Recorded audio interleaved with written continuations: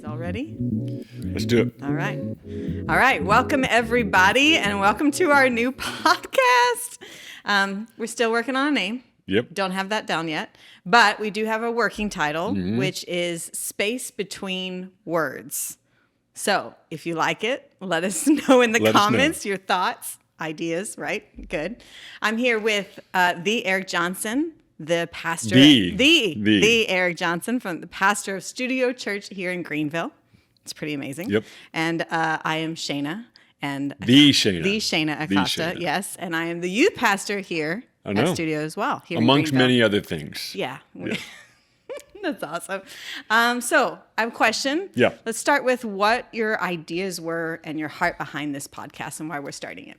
Yeah, I've always wanted to do a podcast where we're talking about things that you can't fully go into on a Sunday. That's cool. I want to just create a space to talk about things, but then sometimes let's go deeper in the thing we've talked about on Sunday. So it's kind of another playground to play with. Cool. And so I love wrestling with theology, culture, and philosophy, and the human experience. Yeah. And so that's what the working title, Space Between Words, is. Let's just wrestle with this stuff, and let's create a space to talk about some stuff that you don't normally talk about on certain settings. So that's the heart behind it. Love that. Okay, so we're just going to jump in. Let's do it. You've been doing a series at church called The God on Mute, where you've been discussing, human free will and the will of God. That's not an easy topic. So we're going to go into it and see what rabbit holes we get ourselves into. But we may never come out. We might not come out. And I feel like the comment section of this podcast is going to be great with questions, and I think it's going to be awesome. And you're going to answer every one of them. I'm not. But you have been talking about the three dimensions within your relationship with God, and there's a clip that we are going to play from that Sunday talk. Yep, let's play it. Okay. If it works. It's coming on right now. It's coming on. There we go. I actually can't go that much longer. I got a whole thing, so because it's actually about time to wrap this up. Says every pastor. So if you happen to be here next gathering, you'll get the rest of this. And I'm going to try to land this. Because it's a can of worms. If I open this can of worms, it's... Open it up. The kid will be frustrated. There are three dimensions in relationship with God that you'll find in Scripture: slave, servant, and friend. Write this down.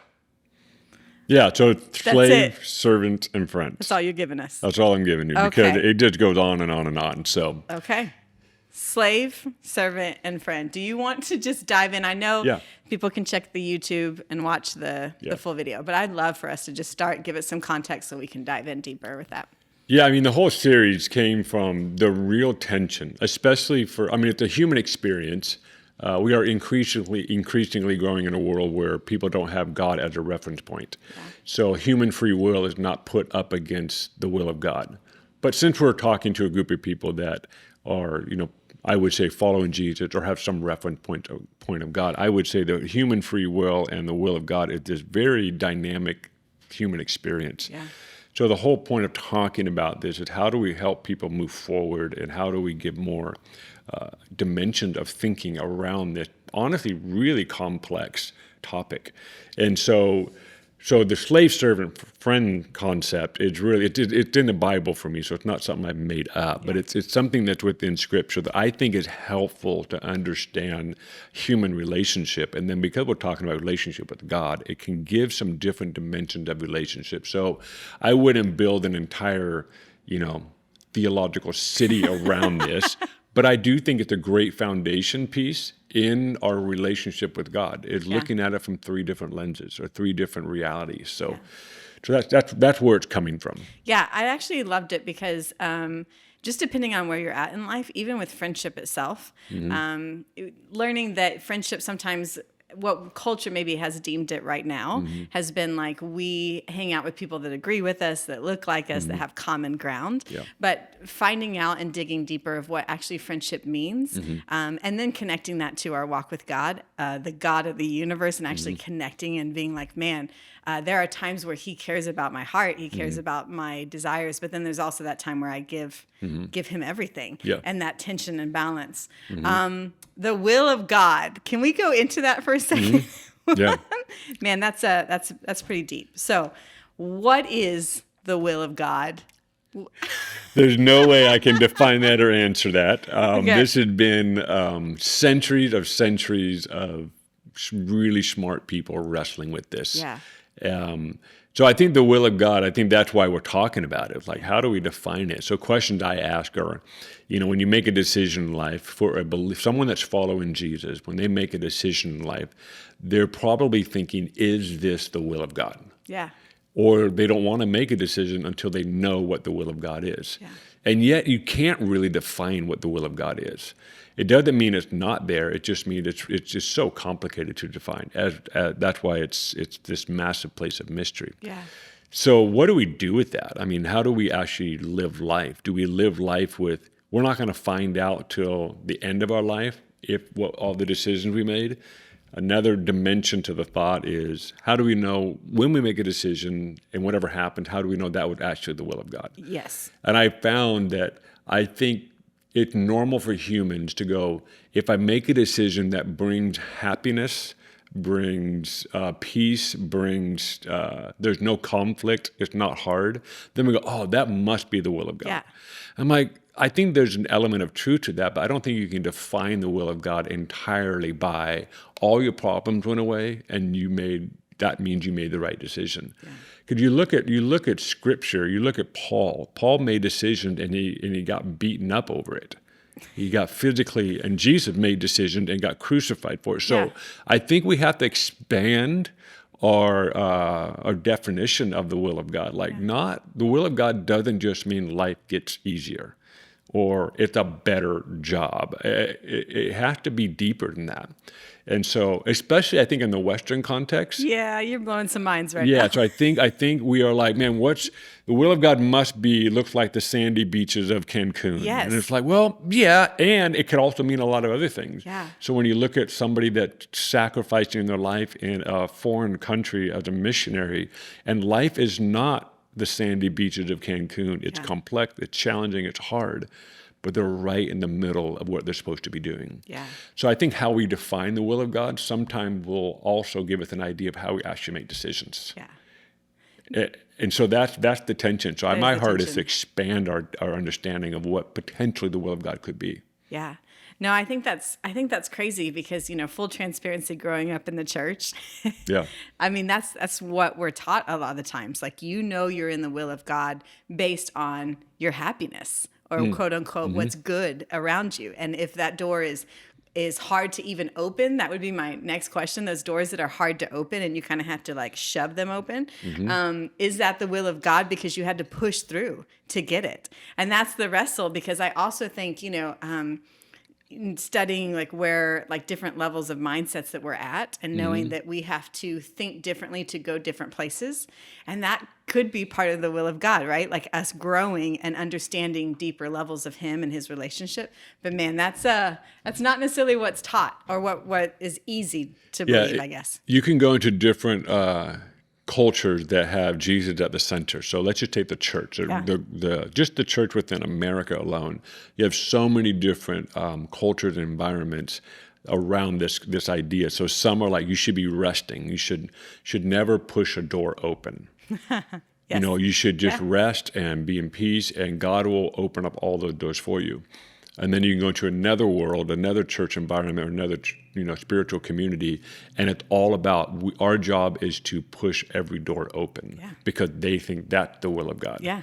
And so you have to understand that there's so many different ways to approach this thing. So I would say for me, I think it's recognizing that moment you're in, and what you do in that moment versus this is what's worked for me in the past, or this will continue to work for me. Yeah. I think Jesus says in Scripture, he said, I'm going to teach you to pray. And then other places he said, don't pray for the things that you need. So he's almost conflicting himself. So I think that's where the paradox comes in our walk with God. And it comes into the reality of I think it's more about a relationship. Yeah. And that's where the slave, servant, friend thing comes into play for me. And slave is a really harsh word. Yes. And we live in a part of America right now where that word has incredible dark history behind it. Yeah. And our country does. But even civilization, as far as we go back, slavery. So it's a really hard word. But Paul talked about, I'm a slave to Christ. And there's something incredibly beautiful about that. My will is no longer the most important thing. Yeah. It is all about what God and what Jesus wants. Yeah. There's something beautiful. And I think that's I think Jesus spends his life with the disciples reducing all their options down till he becomes the only one left. Yeah. So I do think there's the dimension of our following Jesus of my will is secondary. What I want to do is not the most important thing. Yeah. And there's beauty in that. I don't think that's the end goal of a relationship with God. Mm-hmm. However, it's incredibly important. That's cool. And then you move into a servant. Yeah. A servant has a very different relationship with their master than a slave does. A servant has a relationship that there's some respect. There's some respect to you're a servant to someone that respects you, but your will still isn't the most important thing. They may actually want to know your will. Yeah. What do you want to do? What do you think? What do you think about this? What do you think about this? And you're in a contextualized, the servants kind of roam the house. They're serving the master within their home. Yeah. Slaves are not allowed in the house. Oh, wow. So slaves That's are cool. They're somewhere That's else. a cool concept. They're in a whole nother facility. They're off and they're basically pushed away.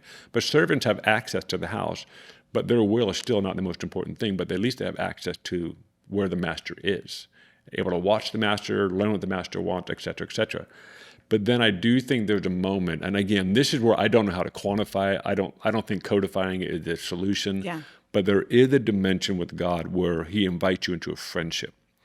And for me, the way I would embrace the concept is that okay, to be a really good friend, you have to know how to be a servant and you have to know how to be a slave.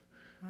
And so what I tell people now, I said, who your real friends are. In a moment's notice, they'll drop everything and come to you, or whatever that may be. Yeah. And I can think of my own life where there have been moments I'm I don't care what you're doing. I need you right now. Yeah. And that's a posture of a slave. That's a posture of a servant. Mm-hmm. And vice versa. I hope I'm doing that for others who are oh, my life is secondary. I'm going to go help whoever that is. And so the patterns, if you will, of slaves and servants are what makes an incredible friend. Yeah. And so in real friendship, it's not just, it's not, okay, even Steven. Okay, yeah. You do this, I do this. That's not friendship. Yeah. That is just a business relationship. But a friendship is I'll lay down anything for you. And so I do think there are dimensions in our walk with God. And I think that right there helped me to wrap my head around better of the will of God and the free will of man. I believe it's an invitation to learn how to be friends with God. Yeah. So that's where some of that's coming from. No, I love that because I think in today's culture, mm-hmm. we have the self-help books that are 10 steps to do this, right? Mm-hmm. And that will get you this success or break this or bring freedom, all the things. Mm-hmm. And I love that because we tend to do that even with our relationship with God is just tell me, should I be a slave? Should I just give everything up to him? Or am I his friend? Mm-hmm. And where is this? And just give me the answers. But mm-hmm. there is this ebbs and flows. I mean, that's in our everyday relationships with our, with humanity, mm-hmm. then we tend to do that. We tend to be there are those times where I give my all, or those times where we're just laughing and hanging out in the backyard, Mm-hmm. Yeah. And that came from some place that had, you know what I mean? So I love that you're bringing this into our walk with God. I think the thing that we often forget, if I do this dance for years, yes, it can be incredibly beautiful. That's cool. So my wife and I, we've been married 25 years, coming up on 26 years. And the dimensions and depth in the history in our relationship at this point is so much more dynamic than it was when we first got married. Oh, that's the truth. So I think we have to understand that our relationship with God is actually, think long haul. Yeah. And I think what you just said, sometimes just tell me what to do, let's make it a formula and just get it settled today. It's why not just enjoy 10 years of doing this, 15 years of doing this, and 25 years of doing this? And so I know for me, my relationship with God is, old. I'm over 40 years. I can just at least say that. Yeah. And I can say it feels so much more dynamic. I don't know if I know as much as I did then, because now I'm like, it's more of a mystery today than it was then. And I think that's part of the dilemma. I love that. Yeah. Yeah. And I think, but the depth of it, the dynamicness, the ability, I'm learning to dance like, oh, it's very relational. Yeah. And so I think that's the framework that we should operate from. If you only operate from a slave mindset or a servant mindset, you are dominated by this thought: don't make the master unhappy. Oh, man. So your only thought is, I need to make him happy, because if he stays happy, my life is okay. That's slave and servant.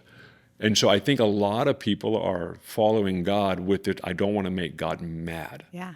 And it's a relationship, but it's very one-dimensional, one way. Yeah, and I think we have maybe even addressed, I'm going to touch a touchy subject. That's what we're doing here. I think we've even tried to convert people by using that slave mentality when that doesn't even make sense to the context of people that don't have any context with God. Yeah, what brought you in is what you'll need to keep going to keep you there. Yeah. So if fear is what brought you into a relationship, you will need to sustain fear in that relationship to keep it. Wow. And I think for specifically a lot of people that have said yes to Jesus, they were scared into doing it because, I don't want to go to hell, or I don't, all these different reasons, or what they heard and were told. And I tell people, if that's how you met Jesus, then at some point you're going to have to transition and step into another dimension of relationship with him that is not rooted in fear. And so and I think sometimes, a lot of people only, if there's no pain, they're not growing. And so we have to keep pain going. So we create chaos in our lives. Yeah. So we just continue to do these repetitive cycles in our life because that's what brought us into this relationship. And so I think that those are the patterns that we need to break. Those are the patterns that we need to really address and say, this pattern is sustaining a lifestyle of fear or pain or chaos. And it's my only way I know someone is through that dimension. So I think a lot of marriages, they create more pain just because that's all they know to do. That's all they know how to do. That's the only dimension of relationship that they understand. Yeah. And sadly, it's the only thing they know.